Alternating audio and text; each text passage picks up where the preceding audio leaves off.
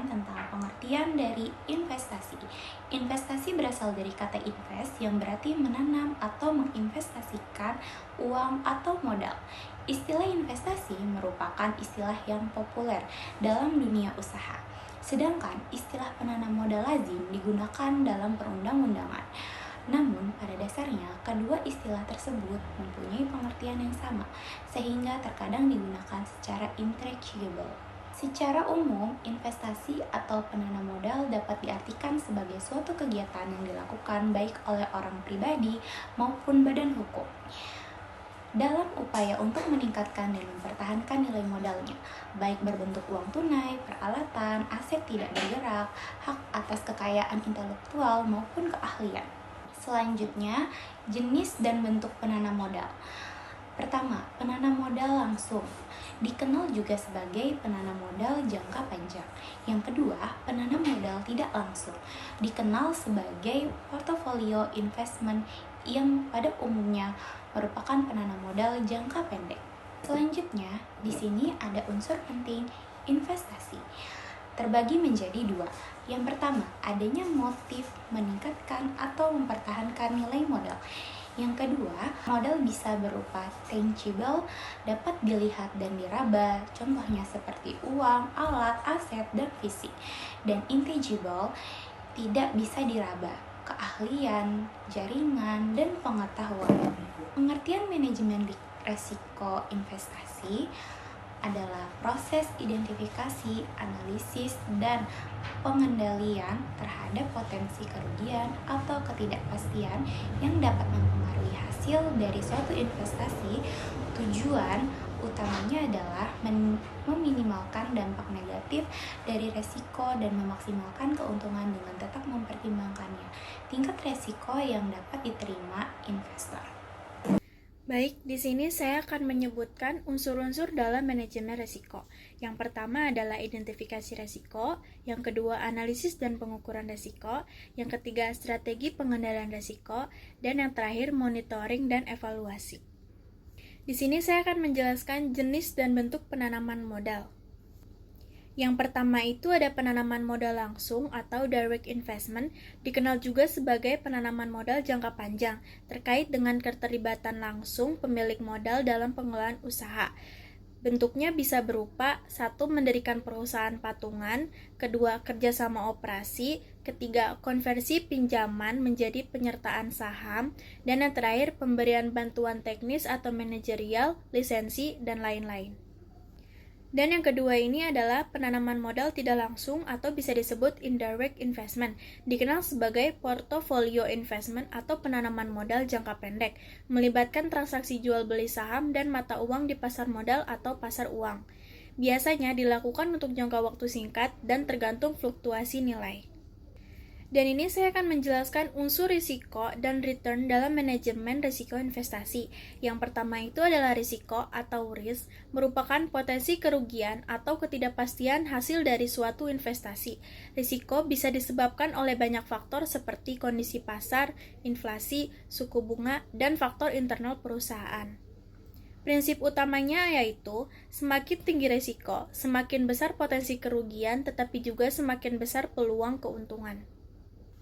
Dan yang terakhir adalah return atau hasil investasi. Return adalah keuntungan yang diperoleh dari investasi, bisa dalam bentuk dividen, bunga, dan kenaikan nilai aset. Return biasanya diukur dalam persentase terhadap modal awal. Tujuan investor memperoleh return setinggi mungkin dengan risiko serendah mungkin. Nah, teman-teman, di sini juga dijelaskan risiko dalam investasi. Risiko dalam investasi itu ada 3. Yang pertama, risiko finansial. Terjadi ketika perusahaan tidak mampu membayar dividen atau bunga kepada investor yang disebabkan oleh kondisi keuangan perusahaan yang memburuk. Dan yang kedua, ada risiko pasar.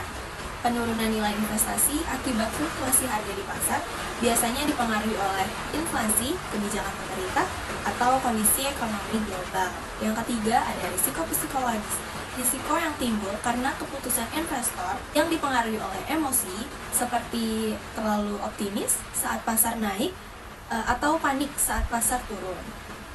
Berikut timbulnya resiko investasi bersumber dari beberapa faktor.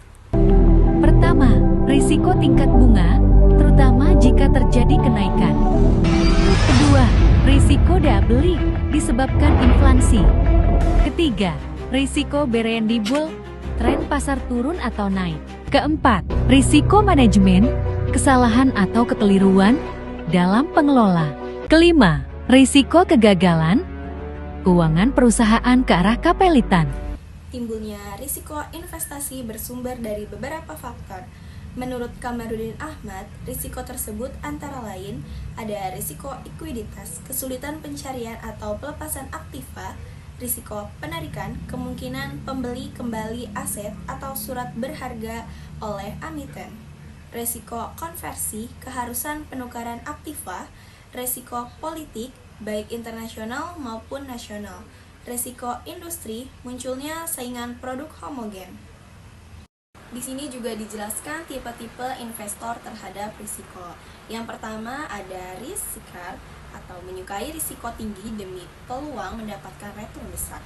Dan ada risk averter, lebih memilih investasi yang aman dengan risiko rendah meski return kecil.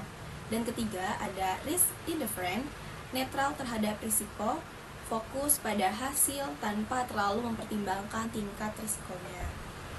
Lalu kami juga menjelaskan return atau pengembalian.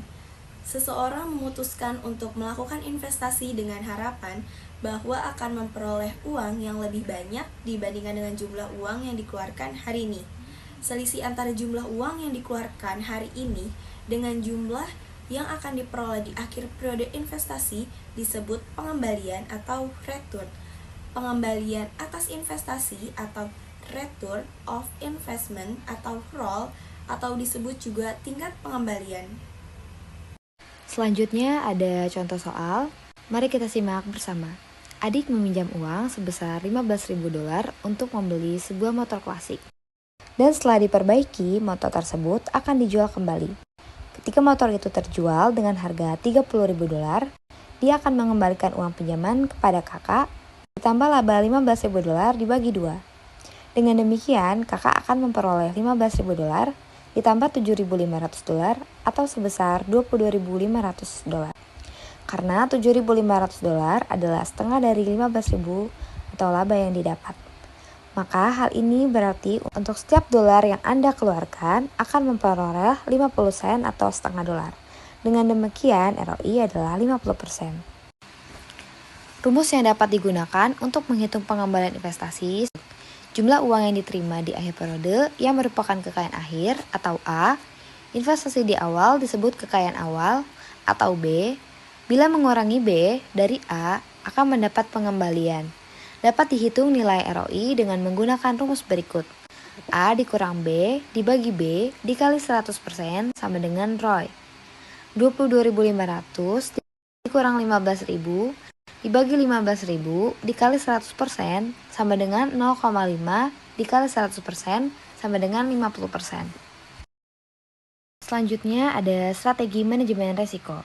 Yang pertama ada diversifikasi portofolio, yaitu menyebar dana ke berbagai jenis aset, contohnya seperti saham, obligasi, emas, dan lain-lain, untuk mengurangi risiko kerugian total. Yang kedua ada analisis investasi.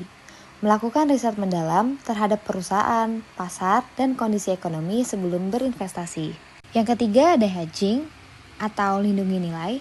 Menggunakan instrumen derivatif seperti kontrak futures untuk melindungi nilai aset dari fluktuasi harga.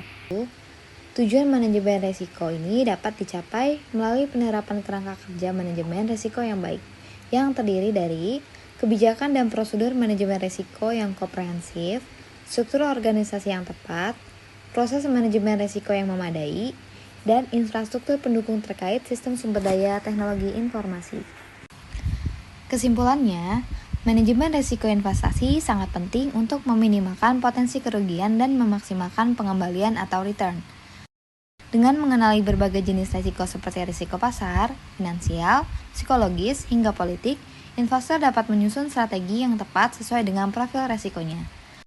Melalui analisis risiko dan penerapan strategi seperti diversifikasi, hedging, dan evolusi berkala, investor dapat mengambil keputusan yang lebih bijak dan terukur dalam berinvestasi.